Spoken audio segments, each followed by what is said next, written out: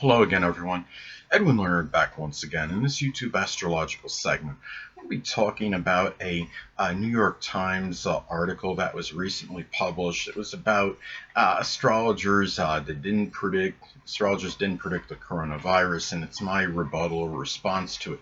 Now, first thing up is that the article. I mean, and even that in the article and in this statement. I mean, you're talking about this intimates to me that this is something where astrologers, period, didn't predict the coronavirus. At least that's how people may construe it. It may be misconstrued, but at the same time, it makes it seem like that it's possible that no astrologers predicted the coronavirus. And the first part I want to address in this article is that would be completely fallacious, and I hope there are people that are going to be writing to the New York Times perhaps and let them know and help corroborate that there are people that did make this prediction, and that there would be some kind of epidemic that would be going around this period. And first of all, I believe it's a Vedic astrologer, and I don't know if I'm saying his name right, Abhigya Anand. He predicted, he's got a YouTube channel called Conscience, and he did a video entitled Severe Danger to the World from November 2019 to April 2020. It was published on YouTube on August 22nd. 2019, so this is well before we got news of this pandemic and going around. Now, he is one person that predicted, and in the video, I encourage anyone to watch a video. It's really a lot of extensive detail on this, and even though I'm not one that follows Vedic, as many of you may know, my videos are based on Western astrology. His video, I mean, obviously it was, very accurate, veracious. He did a very good job on the video, and I think he's a very young person too, so very precocious, very smart person, and is very prophetic as well as far as his prediction goes. Now, the thing about it is, another person had predicted this back in 2011, and I don't know if I'm saying name right. I believe it's a French astrologer. He's now deceased. Name is Andre Barbal, and he made this prediction in 2011, where he said at least it could be probable at least that that there would be some kind of pandemic around 2020 to 2021. And I'm sure there's a number of other astrologers out there that did make this prediction.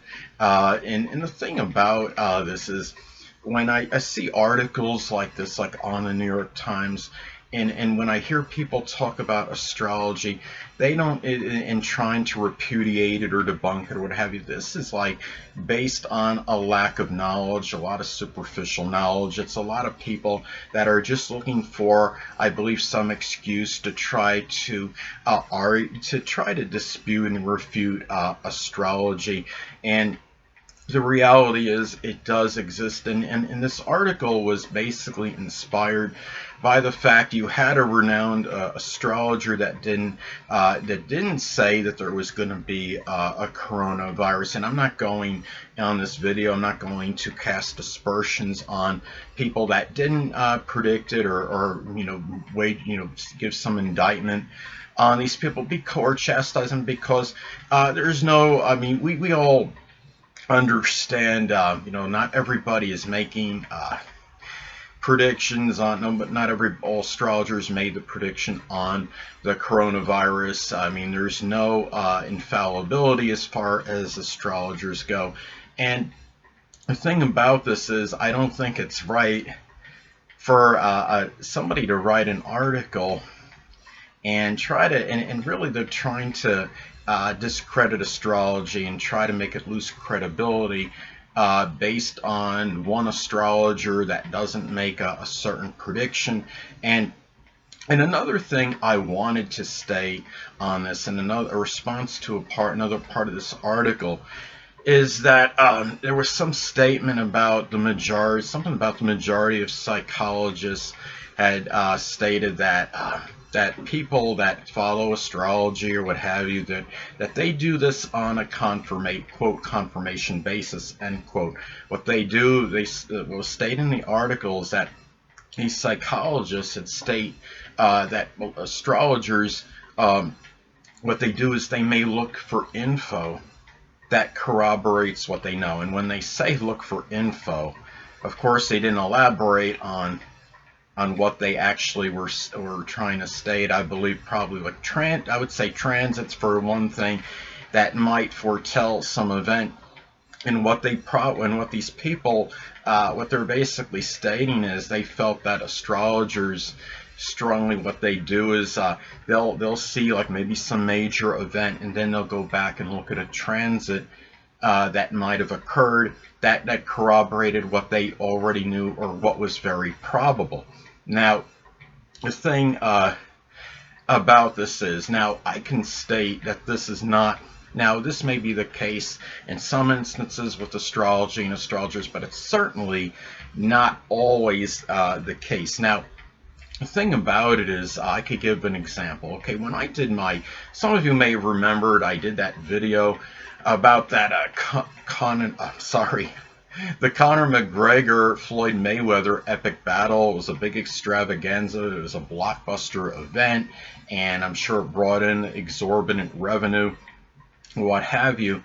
And in the video, I made a prediction regarding the fight. Now, many of you may have known, a lot of people for that boxing match thought that Floyd Mayweather would win it very early. Maybe a lot of people did think in the first round that Conor McGregor had virtually no chance to even make it competitive. Well, in the video, I stated that it could likely go longer, a little bit, at least a little bit longer than the one round, and it wound up going like 10 rounds or something. So that's an example where like for me, when I did the astrology video, I wasn't going with what the majority of people thought in that instance, because a lot of people, whether it was boxing analysts or what have you, were stating that fight was going to end very early in the fight, and I would say being very early, like the first or second round, and it went much longer than that. And I saw something based on the charts. It was like a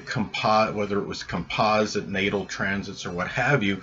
I saw something where I thought the fight would be much more protracted than a lot of people indicated it would be. Now, another example. Some of you may not know this. It was in, I believe, it's some astrology magazine I had read some time ago, that there was an astrologer, I believe it was Nicole Simpson's astrologer at the time that she consulted, had stated to her that she was going to be more famous dead than she was alive. Now, it's a little bit morbid, this statement, but it was prophetic, because many of you may know Nicole Simpson was murdered in 1994.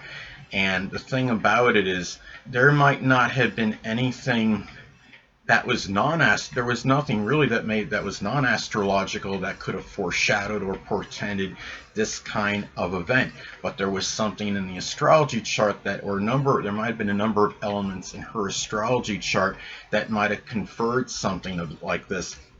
What I noticed in her chart is that Nicole Brown Simpson had the ruler of the 10th house of fame and notoriety in the 8th house of death, and that was one indicator. And there may have been a number of other indicators. I didn't look at the chart that extensively, but the point is, when we look at things like this, people make statements. Well, astrologers just want to confer what was already suspected. That is not always the case. This article, I believe, was designed to really discredit astrology and try to state that there's really no validity or veracity to it, or very little. Another thing I wanted to point out is that astrology has been used to solve murders and crimes.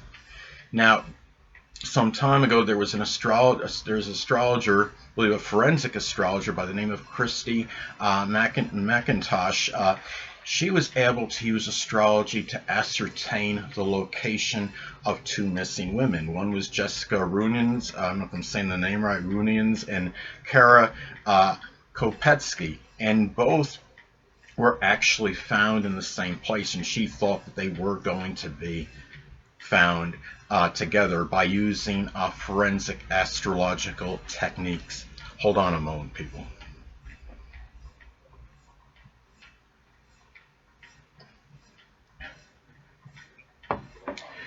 And the thing about it is, two people, I want to go back to the fact that this article is just something which reminds me of something that a lot of people do concur with, sadly, and I don't believe this, of course.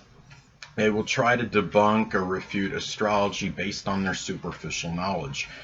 I mean, I saw something in a video one time. It was Carl Sagan was in it, I believe, and he was trying to refute astrology in the video, and he had said something about, whether it was him or somebody else in the video, it stated, I believe it was him, how can two people have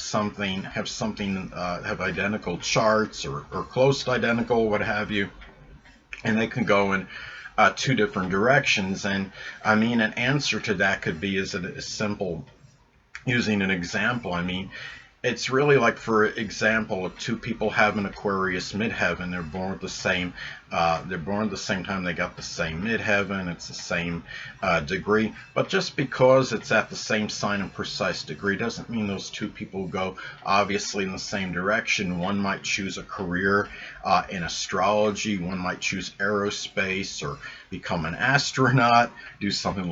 Another person might choose to be an innovator, or choose something with computers or electronics, and another person might simply rebel from a typical career. And sometimes they can be dependent a little bit on your genetic background, your family history.